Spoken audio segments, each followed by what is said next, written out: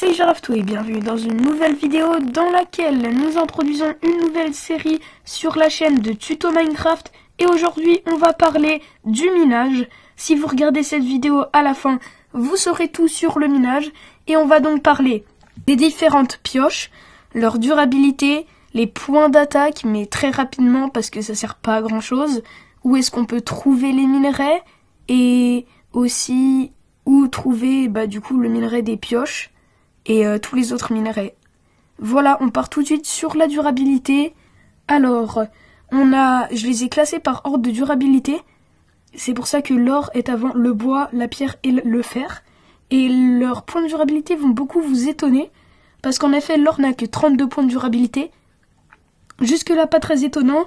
Le bois, 59, rien d'étonnant. La pierre, 131 points de durabilité. Le fer, 250 points de durabilité. Et là, ça monte en flèche avec le diamant qui a 1551 points de durabilité et la netherite qui a 2031 points de durabilité. Voilà, ça c'était rapidement les durabilités. Et maintenant, on va rapidement voir leurs points d'attaque. Donc, les pioches en or, 2 points d'attaque. En bois, 2 points d'attaque également. La pierre, 3 points d'attaque. Le fer, 4 points d'attaque, donc c'est déjà un peu mieux. La pioche en diamant, 5 points d'attaque. Et la netherite, 6 points d'attaque. Juste au cas où, une pioche en netherite, ça met 6 points d'attaque. Donc une pioche en netherite met autant de dégâts qu'une épée en fer. C'est vraiment surcheaté. J'ai pas capté quand j'ai appris ça. Allez, on part tout de suite sur leurs minerais, où les trouver. Et ensuite, tous les minerais, dans quelle zone on peut les trouver. C'est parti. Bon, alors pour le bois, vous savez très bien, je pense, sur les arbres, donc on va pas s'y attarder. Ensuite, pour la pierre, si vous creusez un tout petit peu, vous allez trouver de la pierre. Je pense que vous voyez ce que c'est de la pierre. Voilà, là on a de la pierre, ce bloc-ci, ces blocs-là, voilà. Donc vous avez qu'à les détruire avec une pioche en bois, attention. La pierre, on le récupère avec une pioche, n'importe laquelle, mais on doit avoir une pioche. Donc voilà. Ensuite, le fer, c'est pas très rare non plus. On peut le récupérer dans les montagnes, etc. On va en venir aux couches juste après.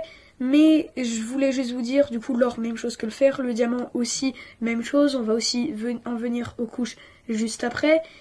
Et la netherite, ça par contre, on trouve que dans le nether.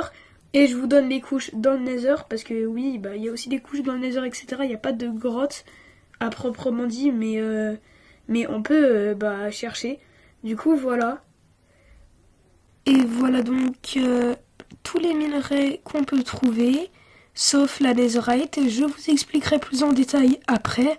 Donc on a le charbon qu'on peut trouver entre les couches 256 à 0, mais avec la pression de l'air, c'est mieux dans les montagnes, dans les biomes de montagne, car dans les grottes ce sera plus compliqué d'en trouver à cause de la pression de l'air justement.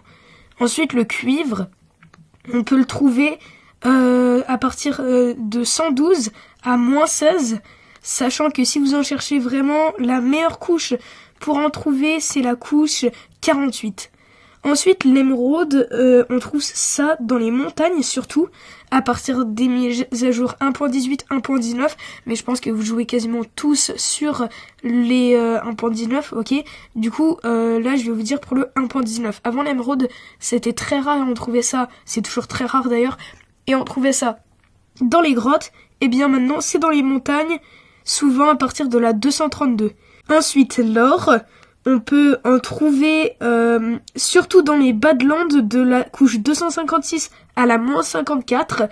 Mais sinon, sans les Badlands, vu que avec les Badlands, en fait, le biome des Badlands, il aide pour l'or. Et sans les Badlands, on peut en trouver, il faut se contenter de la couche 32 à moins 64. Avec une superbe quantité, donc la meilleure quantité, le meilleur point de spawn de l'or à la couche moins 16. Ensuite, le fer, on en trouve surtout dans les montagnes et dans les grottes, d'accord, on n'en trouve pas juste comme ça par terre, même si on peut.